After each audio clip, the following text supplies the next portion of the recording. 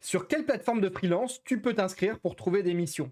On va voir dans cette vidéo pas mal de plateformes de freelance. Je vais te donner mon retour sur certaines des plateformes, celles que j'ai pu utiliser, lesquelles sont bien, lesquelles sont moins bien, comment elles fonctionnent. En attendant, tu auras une liste exhaustive de pas mal de non exhaustive, une liste de pas mal de plateformes qui te permettront de trouver un client.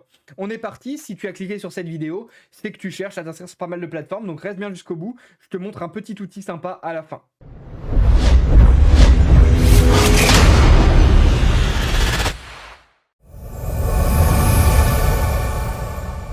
On commence directement avec la première plateforme qui est Malte. Malte qui est une des plateformes les plus connues en France, qui va permettre d'être démarché par des clients directement via une messagerie. Et vous allez pouvoir directement facturer vos clients sur la plateforme. Je pense que c'est un indispensable sur lequel il faut s'inscrire quand on commence le freelance. Faire un profil très complet sur Malte, ça peut être très intéressant. Et c'est là où moi j'ai trouvé la plupart de mes clients.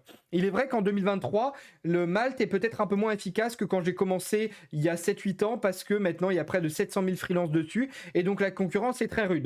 Pour sortir un peu du lot, il faudra mettre une photo attrayante, il faudra aussi mettre un titre attrayant ici et ne pas hésiter à demander des recommandations externes pour booster un peu le profil. En attendant, Malte, c'est une plateforme indispensable et je te conseille de télécharger aussi l'application mobile pour confirmer ta disponibilité chaque semaine, chaque mois, je ne sais plus exactement quand ils envoient les rappels, mais ça peut être très intéressant. On arrive maintenant avec Freelance République, qui pour ma part, je me suis inscrit, mais j'ai jamais été plus loin que ça. Freelance République, qui est directement une plateforme où c'est des recruteurs qui mettent en relation avec les freelances. C'est une plateforme, on va dire que le travail est peut-être un peu plus qualitatif que Malte, parce que Malte, tout type de personne peut contacter, mais il y a souvent du travail qualitatif.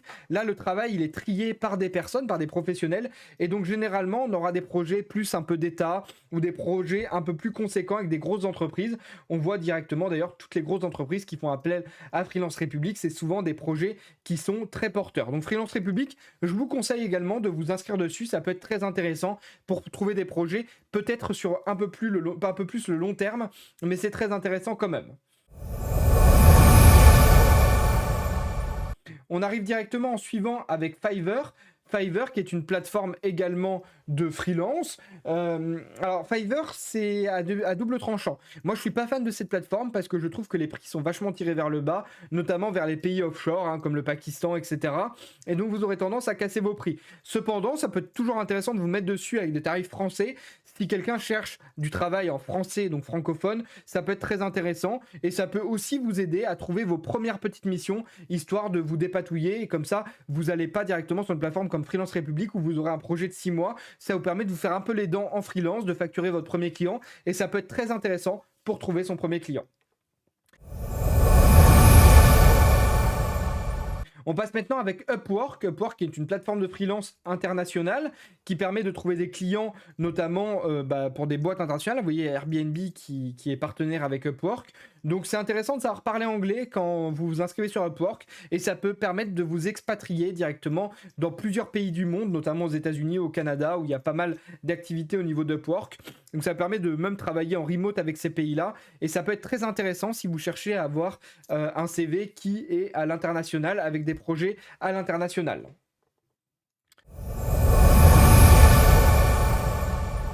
On arrive maintenant sur Coder. Coder qui est une plateforme française. Comme de toute façon, Coder, ça porte bien son nom. Alors Coder, c'est un peu spécial parce que Coder, c'est pas les clients qui vous démarchent. D'ailleurs, Fiverr, je l'ai pas précisé, mais c'est les clients qui démarchent. C'est Coder, c'est vous qui répondez à des appels d'offres. Donc en fait, le client, lui, va publier un appel d'offres sur Coder. Et là, il va avoir une vingtaine de devis et de propositions dont vous allez répondre. Et ça va permettre directement de lui proposer plusieurs choix. Il va pouvoir faire un choix. Alors moi, Coder, comme Fiverr, je suis pas fan. Je trouve que les projets sont vachement tournés maintenant au niveau offshore. Ça peut être très intéressant, encore une fois, pour trouver son premier client. Cependant, deux désavantages, c'est que c'est payant alors que toutes les autres sont gratuites pour s'inscrire. Et en plus de ça, il y a moyen qu'au début, vu que vous n'avez pas d'étoiles, etc., vous allez avoir beaucoup de mal à trouver votre premier projet. Donc, je recommande pas forcément cette plateforme de freelance. Cependant, si vous souhaitez maximiser vos chances et que vous trouvez vraiment rien, ça peut toujours être intéressant de multiplier les sources et notamment d'ajouter Coder.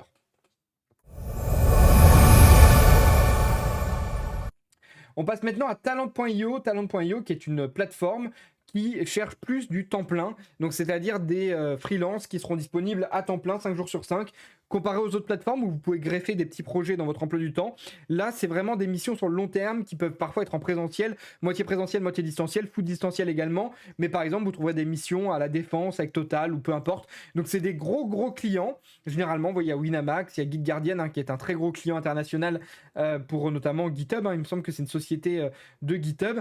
Et donc, du coup, ça va vous permettre de trouver des projets très intéressants dans le milieu de la tech avec des grosses compétences et des salaires très élevés, des TJM très élevés. Donc, très intéressant si vous n'avez aucune mission à l'heure actuelle d'essayer de gratter des missions sur talent.io. C'est une plateforme vraiment très qualitative et je vous recommande également.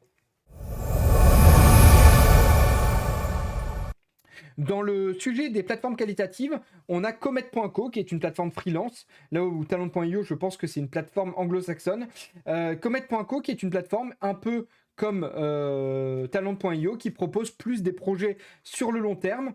Et du coup, vous allez devoir passer complètement, il me semble, un appel avec quelqu'un et il y aura des gros clients. C'est un peu comme Freelance République. En fait, on peut assimiler Comet.co et Freelance République. C'est des recruteurs qui vous démarchent et qui font dire que votre profil est pertinent avec la mission du client. Et donc, par exemple, TF1, il arrive, il dit, bah moi, j'ai besoin d'un projet en Java, je dis n'importe quoi. Et bien, eux, ils vont sélectionner les meilleurs profils en concurrence, en accord avec cette mission-là. Et donc ça peut être très intéressant de vous inscrire sur Comet.co.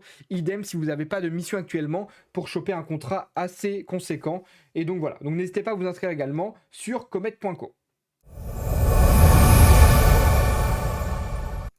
On a ensuite des plateformes que je ne connais pas et que j'ai quand même listées ici. On a freelance.com qui permet de s'inscrire en tant que freelance. Je ne vais pas forcément expliquer cette plateforme parce que je ne l'ai jamais utilisée, mais ça vaut le coup de s'en servir si jamais vous souhaitez multiplier vos chances. Et on a également Crème de la Crème, qui est une plateforme également en partenariat avec ces boîtes-là. Donc j'ai l'impression que, je ne sais pas s'ils mettent des faux logos, mais en tout cas ces boîtes-là se retrouvent sur quelques sites. Et donc du coup, vous arrivez sur une plateforme qui, lui, a décidé de mettre le top des freelances. Donc je suppose qu'il y a une sélection par défaut. Donc n'hésitez pas également, si vous avez un bon niveau, à vous inscrire sur Crème de la Crème. Ça peut être aussi une source multiplicatrice de missions. Et enfin, le petit outil que je voulais vous présenter, c'est Pilote. Pilote.io qui est directement un outil, une extension qui va permettre tout simplement de connecter toutes ces plateformes de freelance et d'avoir toutes les offres directement depuis une extension Chrome et de pousser votre profil. Vous allez pouvoir récupérer directement votre profil LinkedIn pour remplir votre profil Pilote qui sera poussé directement vers des plateformes ou vers des offres. Et donc c'est une plateforme qui est très intéressante parce qu'effectivement on commence à avoir une multitude de plateformes de freelance et là il y en a donc une extension qui regroupe un peu toutes ces plateformes et qui vous permet d'accéder à un catalogue de missions et de sites pour directement avoir des missions en freelance. Donc je vous conseille vivement d'installer cette extension. Pilote.io, c'était ma petite astuce en plus des plateformes de freelance. J'espère que la vidéo vous a plu. C'était Équipe Dev. N'hésite pas à t'abonner pour plus de vidéos comme ça. Ciao.